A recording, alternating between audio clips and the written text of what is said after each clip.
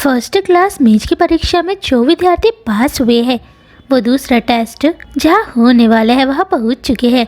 Sense सबसे पहले उनकी तारीफ करती है, जिसके बाद वो उन्हें बताती है कि ये राजा का खंडर मकबरा है और तुम सबको पास होने के लिए इस कालखोट ट्री की सबसे गहरी मंजिल तक पहुँचना है। तभी वो पूछता है कि पहली परीक्षा में फेल हो गए, जादूगरों का क्या हुआ? सेंस बोलती है तुम्हें जानने की ज़रूरत नहीं है, क्योंकि परीक्षा में डटे रहने के लिए हमें हारे हुए जादूगरों को नज़रअंदाज करना ही बेहतर होगा। इसके बाद सेंस उनसे वादा करती कि वो एक शांतिप्रिय जादूगरनी है। वो नहीं चाहती कि कोई भी अच्छा जादूगर यहाँ मरे, इसलिए वो उन्हें एक एस्केप गोलम देती है जो कि कांच की बोतल के अंदर है। अगर उन्हें अपनी जान का खतरा महसूस हो तब वो एस्केप गोलम की कांच की बोतल को ज़मीन पर फेंक सकते हैं। तब गोलम उन्हें खतरनाक जगह से आसानी से बाहर निकाल देगा और फर्स्ट क्लास मेज की दूसरी परीक्षा में वो जादूगर बाहर हो जाएगा। इस परीक्षा में सेंस उनकी निगरानी करेगी। डेंगन उनसे अपने विचार साझा करता है। तभी वो बोलता है हमें एक टीम के रूप में काम नहीं करना चाहिए, लेकिन डेंगन उन्हें समझाने की कोशिश करता है कि अब उन्हें इस परीक्षा में एक दूसरे को दुश्मन के रूप में देखने की ज़रूरत नहीं है। लेकिन वो डेंगन की बात को नज़रअंदाज करते हुए अंदर चले जाता है। कुछ और टीम भी अंदर जाती है। जैसे ही फर्न और फ्रीरेन अंदर जाने लगती है तभी सेंस उन दोनों को बताती कि वो उनकी टीम में शामिल होना चाहती है, लेकिन वो परीक्षा में पास होने के लिए उनकी मदद बिल्कुल नहीं करेगी। वो मैप की मदद से कालकोट ट्री के अंदर जा रहे हैं। फर्न हैरान है क्योंकि फ्रीरेन को कालकोट ट्री के रास्तों का अनुभव है। फ्रीरेन उसे बताती है अतीत में हीमेल को कालकोट ट्री के बारे में जानकारी इकट्ठा करना बहुत पसंद था और हमारी टीम ने बहुत सारे मॉन्स्टर को कालकोट ट्री में मारा है। फर्न बोलती है आप ऐसे क्यों कह रहे हो?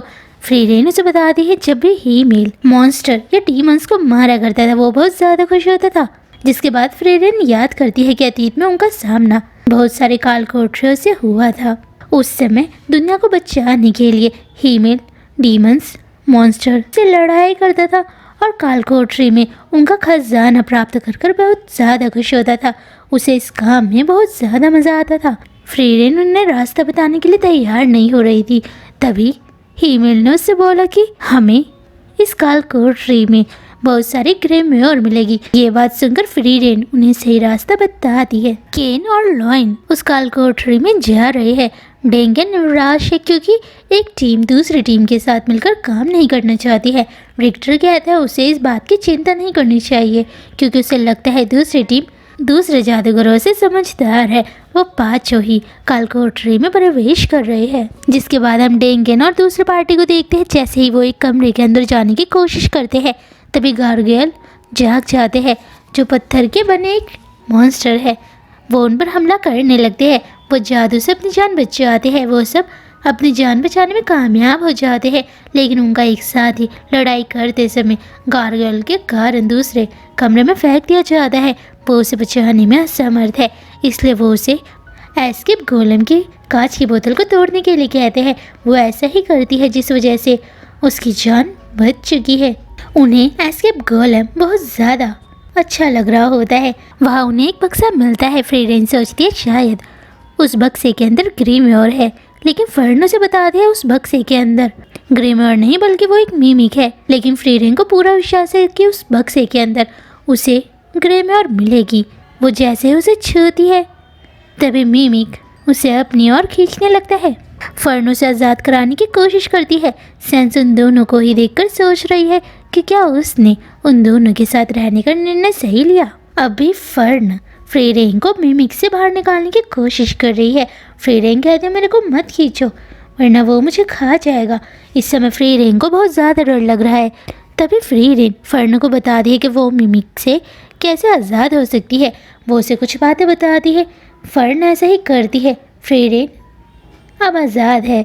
फर्न फ्रीरेन के बालों को साफ करते हुए पूछती है कि अतीत में उसने मिमिक का सामना कैसे किया।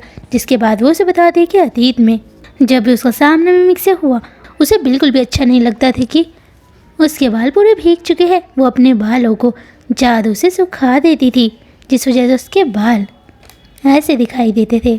वो आखिरी मंजिल की ओर जाने का रास्ता ढूंढ रहे हैं। उस रास्ते में उन्हें गार्गोल्स दिखाई देते हैं, लेकिन फ्री रेंज के कई साल के अनुभव से वो गार्गोल से लड़ाई किए बिना ही आगे की ओर जा रहे हैं। फ्री रेंज को वहाँ फिर से मिमिक मिलता है। फ्री रेंज सेंस और फर्न को एक जगह आराम करने के लिए कहती है। उस जगह वो दोनों ही फ्री रेंज को देखकर हैरान है, क्योंकि उनकी आंखों में फ्री रेंज जिस वस्तु को प्यार कर रही है, उनकी नज़रों में वो एक कचरा है। लेकिन उन्हें समझ नहीं आ रहा कि वो इतनी खुश क्यों है। फ्री रेंज की नज़रों में ये सब एक खजाना है। सेंस कहती है, फर्न, मैंने आज तक तुम्हारी तरह जादूगरनी नहीं देखी जिसने इतनी कम उम्र में अपना माना नियंत्रित करना सीख लिया है। मेरी नज़रों में तुम बहुत अजीब लड़की हो जिसे जादू बहुत ज़्यादा पसंद है। फर्न उसे बताती है वो अपनी ज़िंदगी में एक महान जादूगर बनना चाहती है, क्योंकि उसने किसी से वादा किया था। वो जादू को खोजना चाहती है। सेंस बोलती, तुम्हारा मतलब क्या है? वो बोलती है, अतीत में मैं फ्री रेंज के साथ एक दिन कालकोठरी के अंदर गई थी। उन्हें वहाँ बहुत सारा खजाना मिला था। उन्हें पाकर वो बहुत ज़्यादा खुश हुई थी और मुझे उन्हें ऐसा देखकर बहुत अच्छा लगता है। इसलिए मैं जादू को खोजना चाहती हूँ, क्योंकि वो मेरे चेहरे पर मुस्कान लाता है। भले ही दूसरों को ये चीज़ें कचरा लगती हो, लेकिन वो किसी को खजाना लगती है। इसलिए मैं जादू को खोज करना चाहती हूँ, क्योंकि मैं फ्री रेंज की तरह हमेशा खुश रहना चाहती हूँ। सेंस अब सोचने लगती है कि उसने उनकी टीम में शामिल होने का फैसला सही लिया, क्योंकि अब वो फर्न की बातों से प्रभावित हो चुकी है। जिसके बाद हम वीरबल की टीम को देखते हैं। तभी कोई उन्हें जादू से रोकने की कोशिश करता है। वीरबल सोचता है शायद दूसरी पार्टी के लोग उस पर हमला कर रहे हैं। वो जादू से उनकी रक्षा करता है। वीरबल अपना पीछा करने वाले की ओर देखकर हैरान है, क्योंकि उनका सामना उन्हीं के पत्थर वाले रूप से हो रहा है। वही दूसरी ओर डेंगन और दूसरी टीम का भी सामना अपने पत्थर वाले रूप से हो रहा है। वो हैरान है, क्योंकि उनका पत्थर वाला रूप बहुत ज़्यादा ताकतवर है। उन्होंने उन्हें हरा दिया है। जिसके बाद वो एक कमरे में जाकर हैरान हो जाते हैं, क्योंकि उनका सामना फ्री रेंज के पत्थर वाले रूप से होता है, जो उसे खतरनाक तरीके से घूर रही है। जेनाओ किसी को कालकोठरी के मालिक स्पीगेल के बारे में बताता है कि स्पीगेल वहाँ का स्वामी है। जो कोई भी उस कालकोठरी के अंदर जाता है, स्पीगेल उसकी यादें, उसका माना और उसकी क्षमताओं और कौशल की नकल करता है।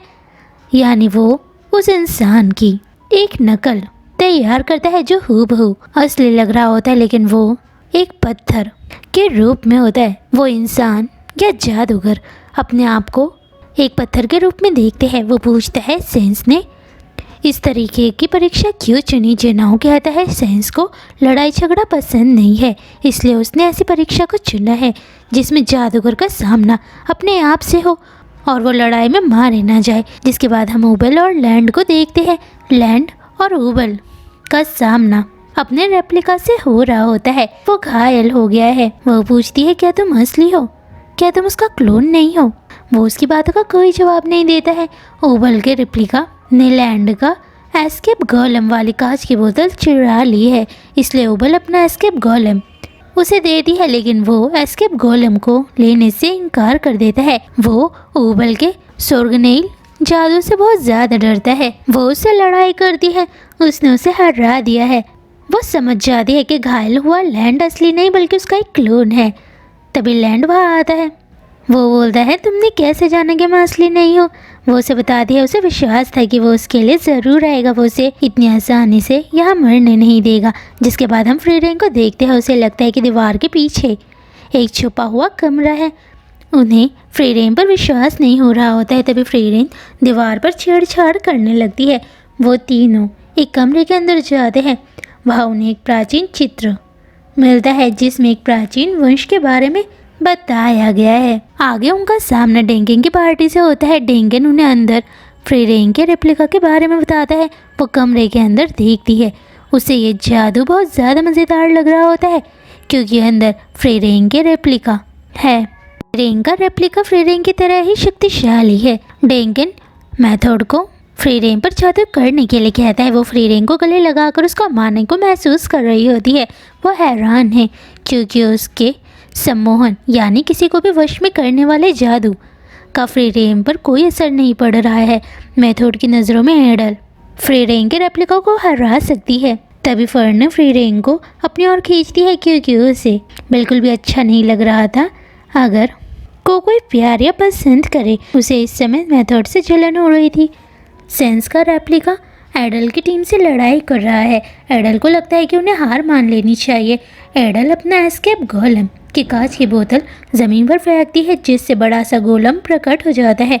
इस समय उसकी नज़रों में अपनी जान से कीमती फर्स्ट क्लास मेज की परीक्षा नहीं है। डंस्टे और ब्लेई अपनी जान बचाकर भागने लगते हैं। लैंड और ऊबल फिर रास्ता खोज रहे हैं। उन सबको एक नक्शा दिया गया है जिसकी मदद से वो कालकोठरी के अंदर जाने की कोशिश कर रहे हैं। जिसके बाद हम डेंगन और फ्री रेन की टीम को देखते हैं। फ्री रेन उसे बता दिया रेप्लिका में दिमाग नहीं होता है। वीरबल की टीम अपने रेप्लिका से लड़ाई कर रही है।